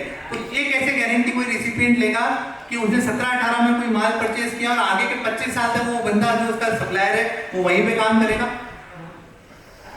There has to be a specific observation in the visit report that the entity was not existing from the date on which the supplies were made to me. Unless until there is a specific observation in the visit report, the officer cannot read that my supplies which were made in 17-18 were ingenuine. Sir थोड़ी सी stretching कर लेते हैं, आपका session बहुत अच्छा चल रहा है लेकिन कंटेंट डिलीवर करने के लिए जरूरी। सर मित्रों थोड़ी देर के लिए एक बार खड़े हो जाइए, सॉरी टू इंटरप्ट, लेकिन आपका 20 मिनट है अभी सर आपके पास, थोड़ा सा हलचल कर लीजिए। देखो डिनायल का जो नोटिस आता है वो ये आता है कि भाई आपके सप्लायर का रजिस्ट्रेशन मान लीजिए 31 मार्च 21 से कैंसिल कर दिया गया है और आपको जो सप्लाई करी गई है वो 20-21 में करी गई है, उसके अंदर लास्ट रिटर्न जो है वो मार्च 19 में भरा था, इसलिए आपको क्रेडिट नहीं दी जा सकती। तो सबसे पहली चीज जो मेरा काउंटर आर्ग्यूमेंट बनता है वो ये बनता है कि सर 31 मार्च 21 से तो कैंसिल किया गया है, तो what stopped the officer of the supplier from initiating the recovery under section 7512 and whether any action has been taken against the supplier under section 7512 for recovery of the self-assessed tax and self-assessed like interest? क्योंकि कई बार क्या होता है कि मेरे को one में उसने फाइल कर दिया, 2A में दिख गया पर उसने टैक्स नहीं भरा और 31 मार्च 21 से उसका रजिस्ट्रेशन कैंसिल हो गया। तो वहां पे हमको स्पेसिफिक ग्राउंड डालना पड़ेगा कि क्या सप्लायर के अगेंस्ट में 7512 इन्वोक किया गया है, अगर नहीं किया गया है तो आप मेरे से डायरेक्टली कैसे रिकवरी इनिशिएट कर रहे हैं। और जब उसको कैंसिल किया गया 31 मार्च 21 को और उसका 1 भरा हुआ था, तो कैंसिलेशन ऑर्डर में आउटस्टैंडिंग लायबिलिटी नील क्यों दिखाई गई? वो हमको सब कब पता चलेगा? जब हम उनसे कैंसिलेशन ऑर्डर की कॉपी और उसकी विजिट रिपोर्ट की कॉपी और उसके अगेंस्ट में जो एक्शन लिया गया है वो सारी की सारी कॉपी हम उनसे मांगेंगे। पर अगर कैंसिल डीलर के केस में मैं सिर्फ और सिर्फ ऐसे लिख के भेज दूं कि सर मैं जेन्युइन रिसिपिएंट हूं, मेरे पास गुड्स आए थे, मेरे पास इनवॉइस है, मैंने पेमेंट किया है, मैंने है ना सारा का सारा फ्रेट का पेमेंट किया है, that would not be sufficient. मेरे को चीजों को फाउंडेशन से खड़ा करना पड़ेगा केस में, क्योंकि ये जो मैंने केस आपको दिया कैलकाटा हाईकोर्ट का, इसमें लेटर इशू हुआ था, DRC 1A इशू हुआ था, असेसी ने डिटेल सबमिशन दिया, असेसी ने डॉक्यूमेंट्स मांगे, फिर भी ऑर्डर पास हो गया। फिर हाईकोर्ट ने बोला कि जब असेसी ने डिटेल सबमिशन दिया था और उसने काउंटर आर्ग्यूमेंट किए थे, तो why these were not resolved and why the information was not brought on record. और आप लिख के रख लीजिए सर, अगर आपने ये मान लिया 99% तो ऑफिसर ला नहीं पाएगा, 99% तो वो ला नहीं पाएगा। हमने तो आज तक जितने भी केसेस में दिया है किसी में वो ला नहीं पाया, और हम तो चाहते भी हैं कि वो ला नहीं पाए। 100% नहीं लाते। तो अगर वो नहीं ला पाया और उसने रिकॉर्ड पे ये प्रूफ नहीं किया, तो कल को जब ऑर्डर पास होगा तो मेरे पास सबसे पहला ग्राउंड क्या होगा कि सर इसमें तो रिकॉर्ड पे इंफॉर्मेशन ही अवेलेबल नहीं थी, ये तो आंख बंद करके ऑर्डर पास किया गया है without application of due mind. और आज से 10 साल बाद ट्रिब्यूनल या हाईकोर्ट बोलता है कि भाई ये इंफॉर्मेशन लेके आओ, तब तो फिर वो आज नहीं ला पाया तो तब तो बिल्कुल ही नहीं ला पाया। Next next next next next next अब आता है discharge of burden of proof. इसमें जैसे मैंने अभी आपसे डिस्कस किया था कि भाई जब आपके पास ये लेटर भी आता है तो उस लेटर के साथ में देखिए ई-कॉम गिल्ड trading is now here to stay, हम उसको आप डिनाई नहीं कर सकते। और सेक्शन 155 और सेक्शन 70 जो कर्नाटक गाइडलाइन का था वो दोनों सेम है, तो आज की तारीख में हर कोर्ट उसको फॉलो कर रहा है। तो अगर मेरे पास लेटर आया और मैंने अपना बर्डन टू प्रूफ डिस्चार्ज कर दिया, जिसमें मैंने इनवॉइसेस दे दिए, लेजर दे दिया, फ्रेट पेमेंट का प्रूफ दे दिया, ट्रांसपोर्ट का मूवमेंट का प्रूफ दे दिया, उसके बाद कोर्ट्स ने क्या बोला है, अभी जो डिसीजंस आए हैं उसमें उन्होंने स्पेसिफिकली बोला है कि if the assessee had discharge his burden then it is the responsibility of the department to impeach those documents, and without impeaching those documents department cannot deny the credit to the recipient. तो इसका मतलब क्या है, ये shifting game है. पहला burden to prove मेरे ऊपर है, उसके बाद ये ओनर्स टू प्रूव डिपार्टमेंट पे होगा कि मैंने जो डॉक्यूमेंट सबमिट किए उनको वो इम्पीच करे, उनको बोले कि सर ये डॉक्यूमेंट है पर इनके पीछे जो अंडरलाइन सप्लाई है वो नहीं हुई थी, तो उसका काउंटर करने के लिए वो वापस से मेरे को डॉक्यूमेंट देगा, और जब वो वापस से मेरे को डॉक्यूमेंट देगा तो अगेन बर्डन मेरे पे शिफ्ट हो जाएगा ये बताने के लिए कि उन्होंने जो एविडेंस दिया है वो क्यों गलत है. तो जो आईटीसी का मैटर है, it is not as simple as कि मैंने मेरिट पे रिप्लाई फाइल कर दिया और मैं इंतजार कर रहा हूँ कि ऑर्डर आ जाएगा, ऑर्डर के अगेंस्ट में जाकर के मैंने अपील फाइल करनी है. It is a case wherein it depends on the individual professional that how he builds the case, how the department is asked to dispose of its responsibility. देखिए, मैं अगर डिपार्टमेंट को फ्री कर दूंगा तो उसकी कोई जिम्मेदारी नहीं है, फिर मैं जाकर के अपीलेट स्टेज पे बोलूं कि सर वो तो इन्होंने किया ही नहीं, तो अपीलेट अथॉरिटी क्या बोलेगा, सर आपने उनसे डॉक्यूमेंट मांगे थे या अपील स्टेज पे आपने नहीं मांगे थे ना, तो अब आप मेरे से क्या एक्सपेक्ट कर रहे हो कि मैं आपको ये डॉक्यूमेंट दूंगा. This should have been asked at the appellate at the assessment stage, and if you would have not provided, then you could have validly raised the ground before me. तो इसलिए जो discharge of burden of proof है, it's now the part of the proceedings. और अगर मैं इसको नहीं करूंगा, पहले तो मैं 155 का बर्डन को डिस्चार्ज करूंगा, और अगर मैंने एक बार डिस्चार्ज कर दिया तो सर मान के चलिए कि डिपार्टमेंट की जिम्मेदारी अब मेरे से ज्यादा है उन डॉक्यूमेंट्स को गलत साबित करने की, और बिना उन डॉक्यूमेंट्स को गलत साबित करे हुए वो मेरे अगेंस्ट में आईटीसी डिनायल का मैटर नहीं बना सकते. अब आता है question of facts versus question of law. देखिए, जब हम रिप्लाई बनाते हैं ना तो उसमें दो तरह के क्वेश्चन होते हैं, एक तो क्वेश्चन ऑफ फैक्ट होता है, एक क्वेश्चन ऑफ लॉ होता है. ठीक है, अब क्वेश्चन ऑफ फैक्ट और क्वेश्चन ऑफ लॉ में डिफरेंस क्या है. अब यहां पे देखिए 3 एग्जांपल है. Order state that taxpayer is not in possession of the invoice, whether it is a question of fact or a question of law. Question of fact. इसका मतलब है कि question of fact मेरे को कब खत्म करना है, assessment order से पहले. Whether goods were received or not, question of fact. भाई वो fact. Whether constructed delivery is a delivery contemplated in the section 16(2)(b is a question of fact or question of law? Question of law. तो जब मैं अपना reply तैयार कर रहा हूँ तो I should be very clear कि मेरे को कोई भी क्वेश्चन ऑफ फैक्ट जो है ना वो नहीं छोड़ना है. क्वेश्चन ऑफ लॉ तो अविनाश जी हाईकोर्ट में जाके भी कर लेंगे कॉन्स्टिट्यूशनल वैलिडिटी को.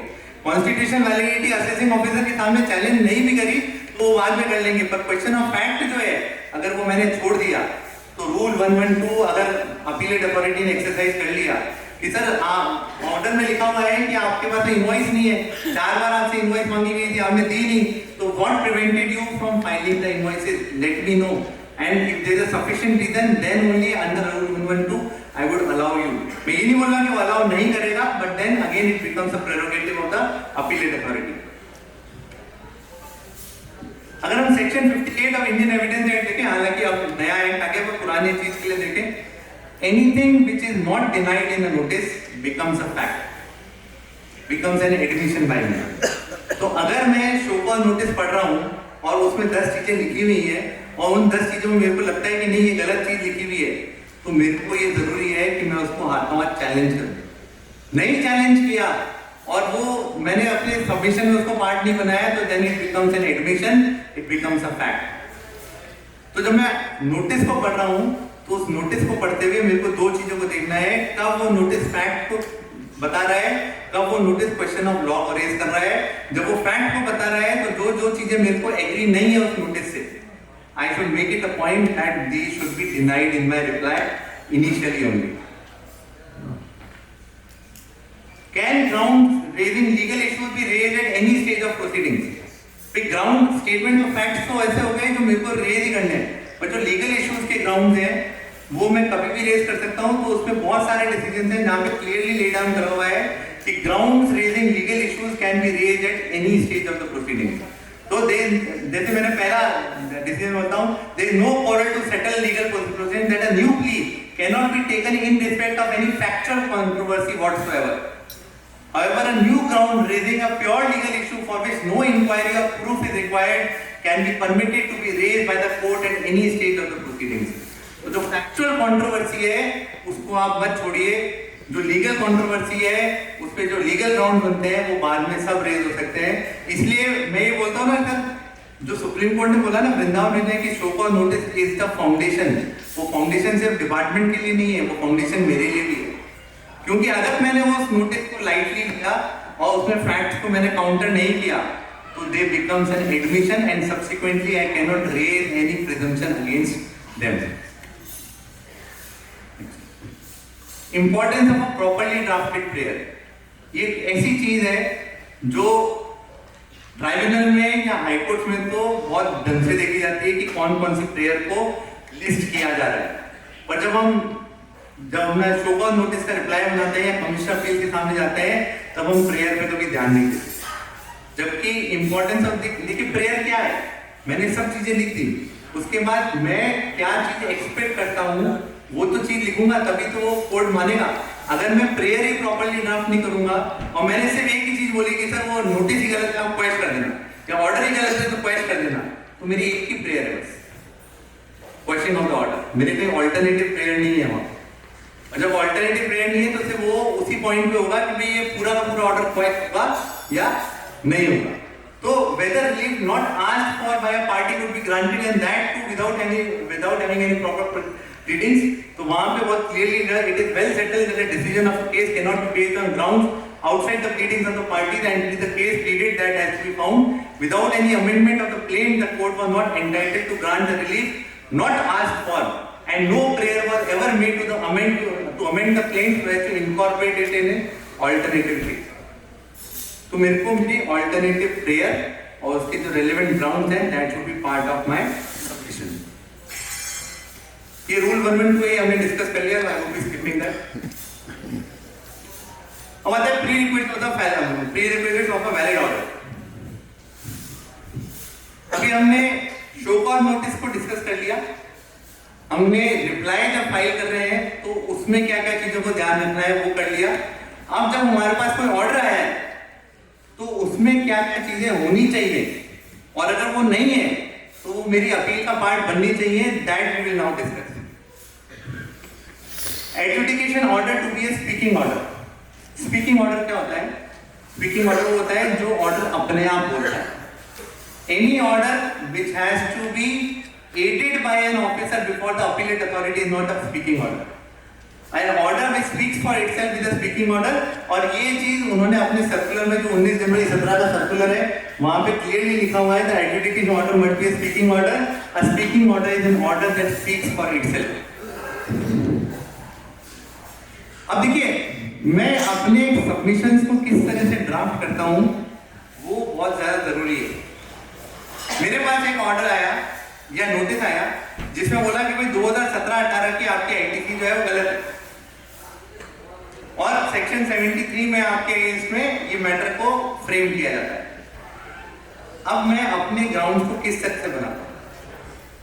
देखिए यहां पे आता है कि मेरे प्रिलिमिनरी सबमिशन क्या होने चाहिए, फिर मेरे ऑल्टरनेटिव सबमिशंस क्या होने चाहिए और फिर मेरे फाइनल सबमिशंस क्या होने चाहिए। अगर मेरे को उस नोटिस की वैलिडिटी को ही चैलेंज करना है, मान लीजिए आपको बोलता है कि 168A गलत है, आप बोलते हैं कि 168A जो है वो गलत है और एक्सटेंडेड टाइम लिमिट नहीं लगता है और 30 सितंबर 23 को जो आपने नोटिस इशू किया है वो गलत है क्योंकि इसकी टाइम लिमिट तो पहले ही खत्म हो गई। तो this should be the preliminary submission because I am challenging the validity of the notice itself. ये मेरा सबमिशन जो है वो लास्ट का पार्ट जाके नहीं बनेगा, ये मेरा पहला होगा because it is critical to the proceedings. दूसरा आता है कि मेरे को नोटिस मिला ही नहीं था, ये तो टाइम पीरियड के बियॉन्ड चला है, तो I should challenge the service of the notice and I should ask that my preliminary submission should be disposed of first and then only my submissions on merit should be considered. उसके बाद मैं उनको बोलूंगा sir 73 कैसे cloak किया आपने? 73 के साथ में आपने वो प्रोविजन तो बताया नहीं जो मैंने कंप्लाई नहीं किया, whether it was 16(2)(c, whether it was section 42। मान लीजिए मैं एक एग्जांपल लेता हूँ कि उन्होंने आपको बोला कि 2017-18 के आईटीसी आपने 2A से ज्यादा लिए, therefore it is a violation of section 42। अब आपको रिप्लाई कौन से पॉइंट पे फाइल करना है? क्या आपको ये प्रूव करना है कि 16(2)C का कंप्लायंस हुआ था? मेरे को सिर्फ क्या प्रूव करना है सर, 42 का नॉन कंप्लायंस नहीं हुआ। और 42 अपने आप में क्या बोल रहा है, उसका रेलेवेंट रूल देखेंगे तो वो बोल रहा है कि 42 की मैचिंग तब होगी जब जीएसटीआर 1 और 2 की ड्यू डेट खत्म हो चुकी है। और जो भी नोटिफिकेशन जीएसटीआर 1 के आए थे, आप जो देखेंगे 1 जुलाई 17 से जितने भी नोटिफिकेशन जीएसटीआर 1 के आए थे, सब में लिखा हुआ था कि the date of filing of statement under section 38 would be notified later on. तो आज तक जब सेक्शन 38 की ड्यू डेट ही नहीं आई है तो मैचिंग 42 की हो नहीं सकती, और जब मैचिंग 42 की हो नहीं सकती तो मैं उसका नॉन कंप्लायंस कैसे कर सकता हूँ?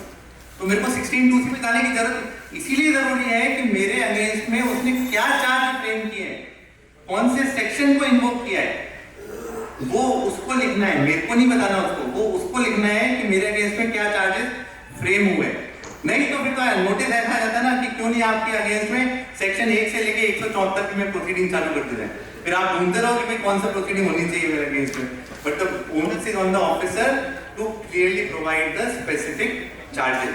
अब आप जैसे अभी मैं आपको एग्जांपल देता हूँ, एक नोटिस आया था हमारे पास जिसमें उन्होंने बोला कि सर आपने 16(2)C का नॉन कंप्लायंस किया है। हमने पूछा सर क्यों किया है, क्योंकि वो नॉन एग्जिस्टेंट पाया गया। तो हमने बोला सर नॉन एग्जिस्टेंट पाया गया तो क्या वो उसने रिटर्न तो अभी तक के भरे हुए हैं? तो अब जब मेरे अगेंस्ट में 16(2)C इन्वोक हो रहा है और उसने रिटर्न अभी तक के भरे हुए हैं, तो चाहे सप्लायर का रजिस्ट्रेशन बैक डेट से कैंसिल हो रहा है, 16(2)C तो फिर भी कंप्लाई हुआ है। 16(2)C क्या बोलता है? The tax should have been paid either by an admissible ITC और थ्रू कैश पेमेंट। तो टैक्स तो पहुंच गया ना सरकार के अगेंस्ट में।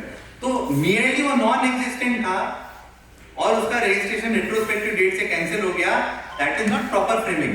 वो ये बोलते कि सर उसका रजिस्ट्रेशन रेट्रोस्पेक्टिव डेट से कैंसिल हुआ है और उसने जो सप्लाई करी है वो सिर्फ इनवॉइस इशू करा है, उसके अगेंस्ट में कोई अंडरलाइन सप्लाई नहीं है। So therefore even if the tax has been paid you have not complied with section 16(2)B। It can not be 16(2)C even if he is non-existent and his registration has been, क्योंकि देखिए आप 16(2)A और 16(2)C देखेंगे ना, तो 16(2)A तो वहां पे 16(2)A रजिस्टर्ड वर्ड यूज करता है, 16(2)C रजिस्टर्ड वर्ड यूज नहीं करता है। वो सिर्फ ये बोलता है कि टैक्स आपका पे होना चाहिए। तो अब जब मैं अपने ग्राउंड बना रहा तो मैंने बोला कि सर सेक्शन 73 कैसे लिखा, आपने तो मेरे को नॉन कंप्लायंस का बताया ही नहीं।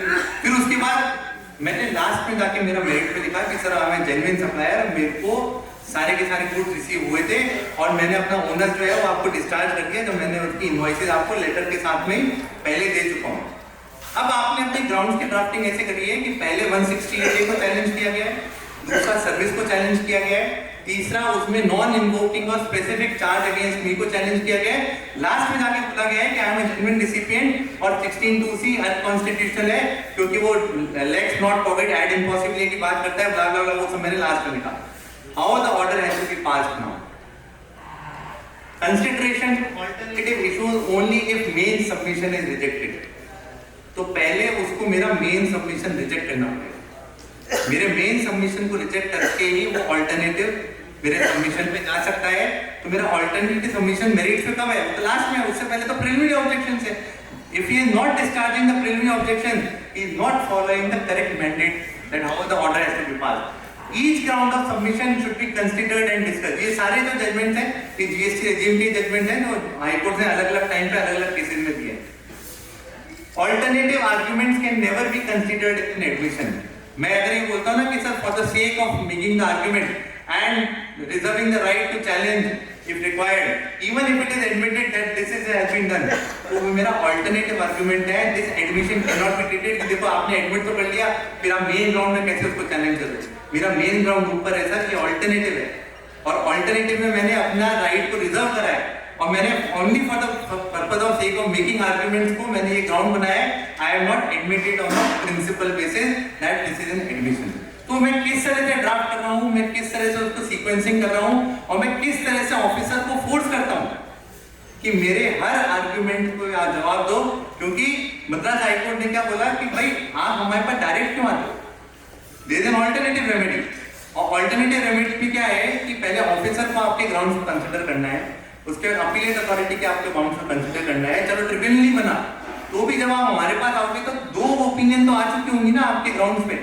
तो इसका मतलब क्या है कि अगर वो 2 ओपिनियंस नहीं आ रही हैं तो ऑर्डर सही पास नहीं है, और वो 2 ओपिनियन आ रही है तो let the officer apply own mind कि मेरे को उसको रिजेक्ट कैसे करना है। सर मैं आपको बता रहा हूँ कि ऑफिसर को जब हम बोलते हैं ना कि सर ये मेरे ग्राउंड से आप एक को रिजेक्ट करो, वो नहीं कर पाते, वो सीधे उसको कंक्लूजन में लेके आते हैं, that will work in our favour.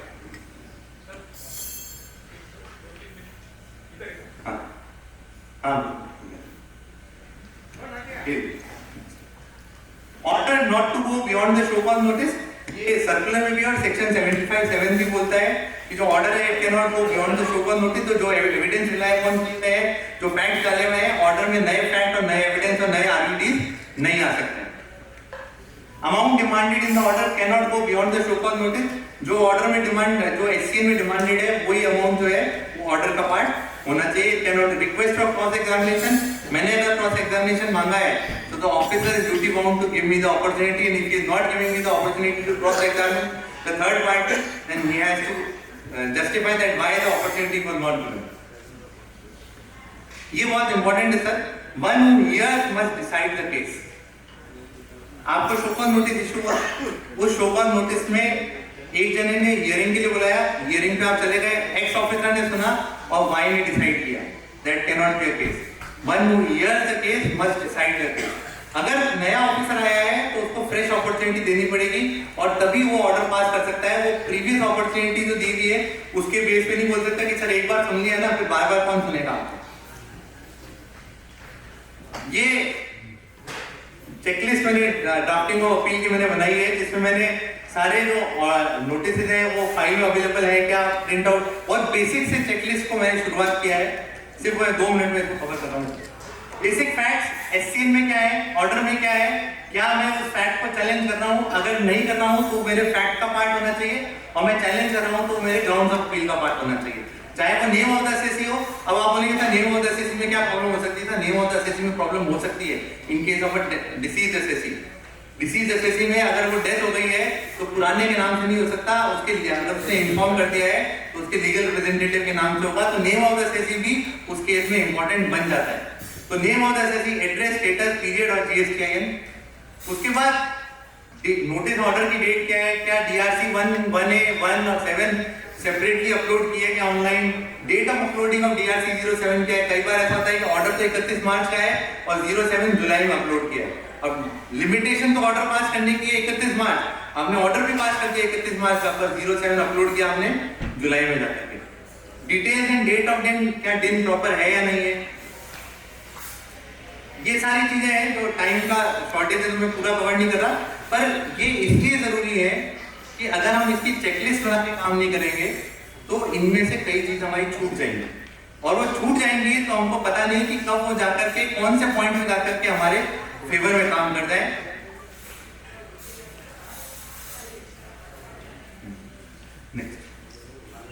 Next ये mention the relied upon document the evidence and the reason for which the same have been relied upon. कौन कौन से आरयूडी रिलाई अपॉन किए गए, उनका रीजन क्या था, और क्या वो आरयूडी जो है वो आपको नोटिस के साथ में, ऑर्डर के साथ में सप्लाई हुए हैं। Consideration of reply submitted with the order and grounds of appeal. Whether reasons were given in the order it was arbitrary or fictive, क्या आपने जो grounds बनाए उसको इंडिविजुअली डिस्चार्ज किया या फिर उसने एक साथ समरी मैनर में उसको डिस्चार्ज कर दिया। Section wise notification rule breakdown 850-10। SCA में कौन कौन से सेक्शन इन्वोक किए गए, ऑर्डर में कौन कौन से सेक्शन इन्वोक किए गए, उसके बाद क्या आप उसकी कॉन्स्टिट्यूशन वैलिडिटी को चैलेंज कर रहे हैं, अगर कर रहे हैं तो उसका कौन सा ग्राउंड है, अगर उसकी कॉन्स्टिट्यूशन वैलिडिटी को चैलेंज नहीं कर रहे तो क्यों नहीं कर रहे। अब ये वाले जो स्पेसिफिक सेक्शन ऑर्डर में दिए गए, मान लीजिए अपील तैयार कर रहे हैं तो इन सेक्शन को इन्वोक करने का क्या ग्राउंड दिया गया था, वो ग्राउंड जो दिया गया था वो वही ग्राउंड है जो नोटिस में आया था, या अभी जाकर के उस ग्राउंड को उन्होंने चेंज कर दिया। क्या सेक्शन 16(2)(c) को इन्वोक करने के लिए क्या इंग्रेडिएंट उस नोटिस में मेंशन है या नहीं है, और अगर इन तीनों में कोई भी चीज प्रेजेंट नहीं है तो क्या वो आपकी ग्राउंड ऑफ अपील का पार्ट है या नहीं। फिर मान लीजिए आपके पास SCN आया, उस SCN को आपने पैरावाइज ब्रेक कर दिया। ये SCN में आपने खुद के नंबर डाल दिए कि ये 1 से लेकर 25 नंबर तक के पैरा है। SCN का पैरा कौन सा है? उस पैरा में जो चीज लिखी हुई है, क्या आप उसको चैलेंज कर रहे हैं? अगर आप चैलेंज नहीं कर रहे हैं तो इसका मतलब है वो फैक्ट्स का पार्ट बन गया। आप उसको चैलेंज कर रहे हैं तो वो ग्राउंड्स का पार्ट बन गया। फिर ऑर्डर का आया, ऑर्डर में आपने ये वो SCN के लिए था, ये ऑर्डर का पार्ट बन गया। ऑर्डर में ये पैरा है, क्या आप उसको चैलेंज कर रहे हो? चैलेंज नहीं कर रहे हो तो फैक्ट्स का पार्ट बन गया, और चैलेंज कर रहे हैं तो वो ग्राउंड्स का पार्ट। देखिए, मैं जो चीज में एम्फेसिस करना चाह रहा हूँ, जो चीज SCN में ऑर्डर में लिखी हुई है, अगर आप उसको चैलेंज नहीं कर रहे हैं तो that means you are admitting that fact, and that becomes a fact. जिसको आपने एडमिट कर लिया, that becomes a fact that can not be challenge subsequently unless until it involves a legal issue.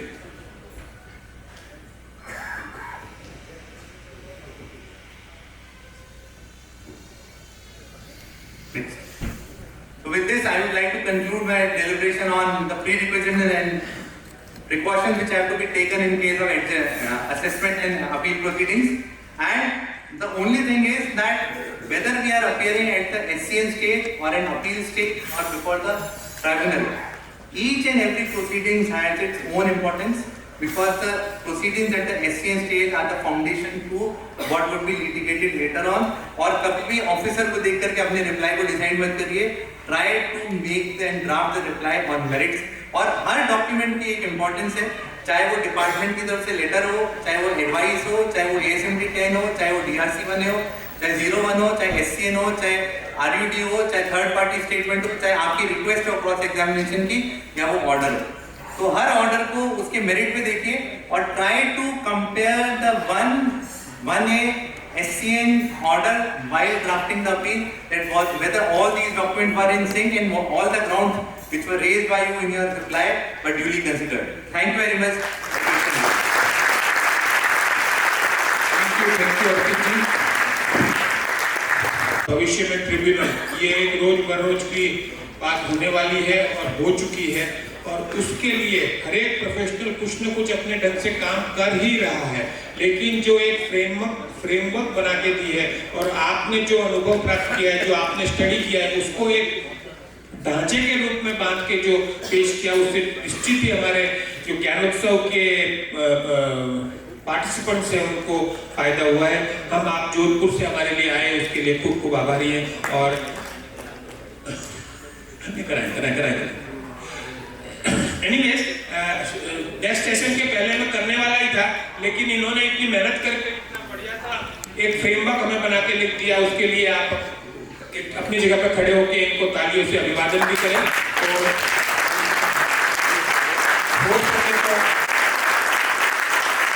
सके तो आप थोड़ा सा अपना मूवमेंट भी कर लीजिए, कारण कि अब मूवमेंट की जरूरत हर 15-20 मिनट से पड़ेगी, बिकॉज बॉडी है such a habit of lazy. Thank you very much. आप थोड़ा स्ट्रेच आउट कर लीजिए, बैठने के पहले थोड़ा स्ट्रेच आउट कर लीजिए।